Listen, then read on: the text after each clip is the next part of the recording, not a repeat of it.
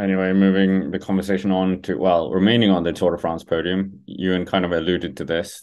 Patrick wanted to talk about this. From the Dauphiné, we've talked a lot. Who's going to be that third place on the Tour de France podium? If we say Jonas Vingegaard, Pogacar, whatever order is it, one and two, who's going to be that lucrative third place that we've seen Ineos kind of take in a few for the last few years? And yeah, we'll get on to Ineos as well after this, but. Yeah, who do you kind of think is the prime riders for this position? It's hard to say. I think there's quite a few riders in the fray. We didn't see a David Gaudu on good form at the Dauphiné, but if he can bring, like we were talking months ago in Paris-Nice when we were getting this hype going about David Gaudu finishing on the podium of the Tour, if he can refine that, then there's absolutely no reason why he couldn't be a podium contender. But based upon what I've seen at the Dauphiné, David Gaudu is not that guy right now. I would argue that the strongest candidate is Jai Hindley. Based upon his Grand Tour, I want to say pedigree, his ability to do well in Grand Tours, the fact that he's done well in the Dauphiné, he wasn't like brilliant, but that's good. That leaves room for improvement.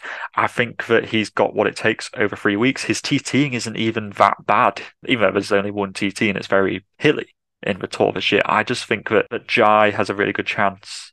The only downside that he has is that his team is also fairly sprint focused in this race as well. Bora's done that for years, the Sagan eras, definitely. When he was at Bora, they did that a lot, but that's the only weakness I have with Jai. I would say that he's my strongest candidate for third. I agree. I feel like Hindley's a guy I could imagine being in that third spot at the Tour de France. Sometimes you need that sort of like creativity and visualizing what a podium could look like. And I feel like Hindley is a guy that could definitely be there. I'm starting to feel like, I've been saying it since last year, Richard Carapaz will finish third. I don't think that. I'm starting to feel like he's missing that edge. I don't think we've seen top tier Carapaz this year. He won the Mercantour Classic. Great. Second place was Felix Gal. He will never touch the top 10 at the Tour de France. Felix, if you're watching, I love you, but it's just real. It just feels like Carapaz is really missing that. I think we saw quite snakes and ladders Carapaz even here at the Dauphiné. It wasn't really a consistent performance. And one thing Carapaz has been so good at over the past couple of years in Grand Tours is that squeaky clean consistency. So for me, Hindley, I think, is probably in a really, really good position. I'm struggling to imagine Ben O'Connor in third place at the Tour de France.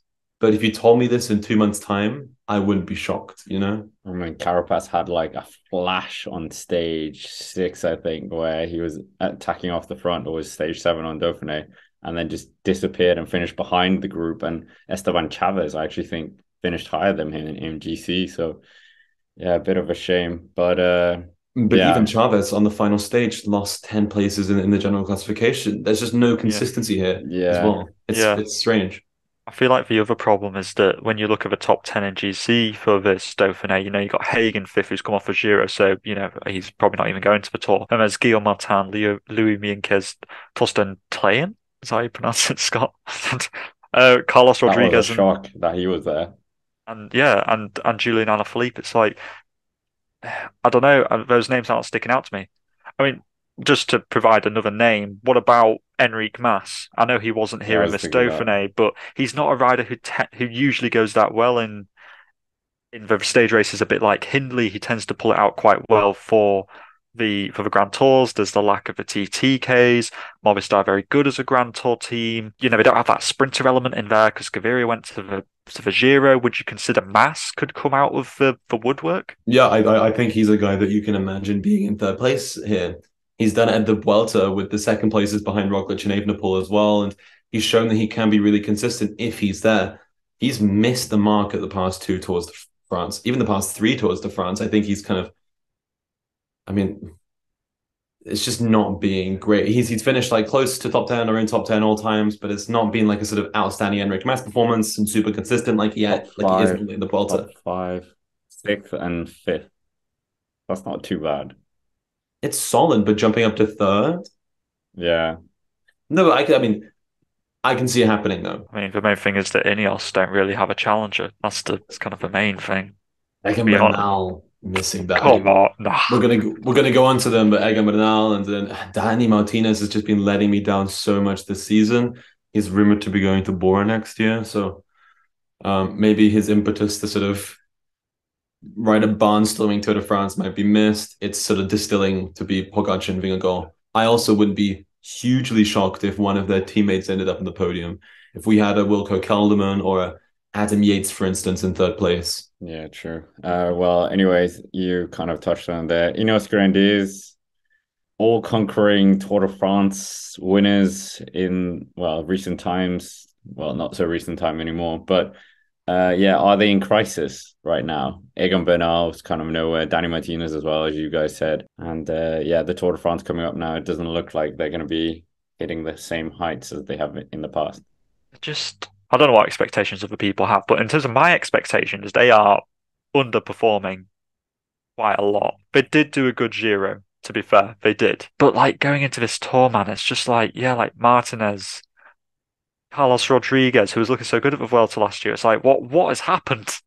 What has gone wrong with this team? It's vanished.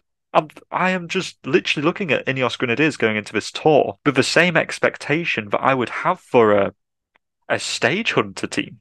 To be honest with you, I can't think of a stage hunter team name just off the bat. I don't want to be throwing names out, but I'm looking at well, I'm just looking at Pidcock. I'm like, what's he going to do? Basically, is what I'm seeing. But I don't have any GC aspirations for Ineos going into this tour. Is that too harsh, or is that fairly on? I would actually somewhat agree. I feel like Ineos. The thing is, I don't know if they're underperforming. I think they're performing better in different areas. The young guns are doing really well. Maybe they shift out some of the focus on the old guys and bring in the younger guys. I think it'll be really, really cool. This isn't going to happen. Let's be realistic. But if they threw in like Ben Tullett, Magnus Sheffield, if they put Pippo Ganna in the Tour de France team and these guys and fill out a Tour de France squad of their really bright stars and then let them chase out stages with the likes of Tom Pidcock and so forth. I think that would be great, but I don't know. We're probably going to see Danny Martinez and Egan Bernal there, and Danny Martinez has been really underwhelming me this year. I don't think he'll be top. I don't think he'll be in third place at the Tour de France. Egan Bernal, his long road to recovery is an incredibly long road. I don't even know how long that road will be. So I mean, it's different, but I think yeah, stages at least one should be their goal because they didn't get any out of the Giro. Yes, they rode a good GC race, but they come to win Tour de France stages and perform well in GC. If they can't do one, really go full for the other one. You know, you don't want to miss the mark on two things completely. At least go all in for one of them. So what could be a really, really good scenario is that if Danny Martinez loses 10 minutes in the opening week of stage in the opening week of stages at like the stage 2 La Reims, then he switches his focus onto stage hunting, a bit like Carapaz did at last year's Vuelta, and we see him try to go for stages whilst Pidcock and all those guys also try to attack it. But for the time being, I think this is also maybe a result of Ineos completely shifting over the past 2 years as well. Well, we've noticed a sort of sense of change. They've been like scaling back. They've been bringing up new talents. They've been going more, their tactics have been more fluid and exciting. And I think we could see a Tour de France that might just be sort of a reflection of this change of trend for the squad. They got a lot of Netflix time as well with Geraint Thomas, which, I mean, the amount of time you saw him getting massaged was quite funny. I mean, yeah, Rodriguez, Bernal, Martinez. Do you think Rodriguez is their best chance of a top 5, maybe? Yeah, realistically, he is. If you're putting a gun to my head and ask me which one it is, I'd say Rodriguez probably, based on the fact that he did good at the Vuelta last year in like his Grand Tour debut. That was a really promising sign. Was okay at the Dauphiné, got better as the stages went on. I'd say that he provides the most realistic GC aspiration for the Ineos Grenadiers. Maybe they just say, that's just what you're going to do. It's the Tour, just learn. Because the Tour's slightly different to the other Grand Tours, so I've heard. It's just a little bit more hectic, a little bit mental. So, we'll wait and see. I think Rodriguez is the most realistic aspiration, but I reckon they're probably seeing like stage 1. They probably got that earmarked for Pidcock probably to try and take yellow on stage 1 because it's a very punchy finish. Perhaps they're thinking that's the realistic kind of yellow jersey to be taking. Might be the only yellow jersey they take throughout the race, let's be real with you. What I'd like from Pidcock is I don't think he'll win stage 1. I think Van der Poel and Van Aert and even Pogacar, I think they really want it. Van der Poel's like going to win stage 1. And I feel like what I really like from Pidcock is to probably hold back. I know I just said like about Lance, but if he holds back, maybe loses like a minute over the first couple of days, goes in the breakaway on the stage to Laurence, takes the yellow jersey from one of these big GC teams because they don't want to control it from start to finish. If Pidcock wore the yellow jersey for like, it would be from there until maybe the Grand Colombier stage in the second week. I think that would be a really, really cool race. And I think Pidcock, that'd be a great experience for him to experience the yellow jersey. He got a stage win last year. If he got a breakaway yellow jersey stint, I think that would be really cool. Also for the team as well, because they haven't worn the yellow jersey since COVID. Yeah, which is something they used to do an awful lot. They're now better at the Giro at doing this than at the Tour de France. So for them to wear the yellow jersey, I think would be good. Even in terms of like the 2019 Tour de France, they only wore it for one stage in terms of the actual racing. We haven't seen an Ineos jersey in that yellow jersey really at all since that name change in 2019. I think you're right. It'll be like Juan Pe Lopez for Giro last year, kind of very similar to that, but put Pidcock in there instead. I think that is a good goal which Ineos could try and go for. Maybe he could do a ripping descent off of a Tourmalet on like stage 6. We'll just get a repeat of stage 12 from last year's Tour de France. That could be kind of cool. That'll be good for the next Netflix series. Get the next one. Get the next Pidcock Demon Descending segment into that Netflix bit. They'll be rubbing their hands together. They'll be like, please do that. He's hoping to like have his own spin-off show. You know how like they'll have like a sitcom and then like the character that people like, they'll give them a spin-off show, like how Joey from Friends got his own show. It'd be like that, but like Tom Pidcock only doing descending videos, and that's Netflix's new aim is to like make a Tom Pidcock documentary about him descending. That would be quite funny. But I mean, how do they get out of this rut as well? We've talked about Remco Evenepoel going to Ineos Grenadiers, obviously, but like, is it just a transition period and they have to kind of wait for Pogacar and Vingegaard to retire, or just their young guns to develop? I mean, probably the latter. I mean, lots of teams go through development phases. UAE a little bit during like the 2017-18 period. They went through a reshuffle until Pogacar really emerged. Jumbo-Visma in the mid-2010s. Do you remember how mid they were? They were sort of... Belko. Yeah. Belkin. The Belkin team. That was a sort of criminally mid-squad. And even when they changed to the yellow Jumbo jerseys back in 2015-16, they were kind of average. Kleedhanger, Kruijswijk came through, but they just needed more direction. But the trend here is that there's usually like a rider that would give the team direction and a goal. I don't know if they have that headline-grabbing rider. They desperately wanted to be Pidcock, but I don't think he's a strong enough general classification rider. That's kind of what they're missing. Rodriguez is leaving, apparently, or maybe Martinez is leaving as well, we believe, to Bora Hansgrohe. So they need to find like this new star. Maybe it's Remco. Maybe it's Roglic. Let's reopen that transfer rumor mill from last year, just after the Tour de France. So, I mean, it's hard to tell. Maybe like a really seminal Tour de France where they ride a really, really good race that could change the vibe, really, to be honest.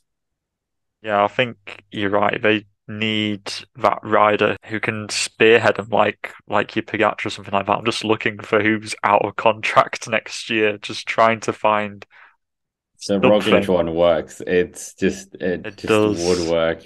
It does kind of work. I mean, like Teo's out of contract as well.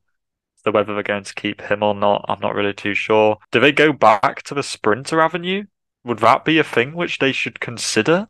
They should buy both Fabio Jakobsen and Olaf Koy. Yes, there you go. That is the solution to go with. Buy both of them and have a lead out made of like Michael Leonard and Josh Tarling. That could work. Yeah.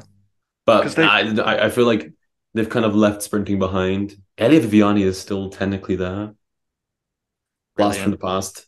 But I think they desperately want to be these kind of like wild card rogue riders, which they're good at. I do just feel like they need like a one sort of like watershed Grand Tour moment, a bit like Bora's Giro last year, where like the team, they like had a complete different strategy. It worked out really well, and they should just continue being that. Yeah, they're probably going to be watching the Tour de l'Avenir again and try and sweep up the podium.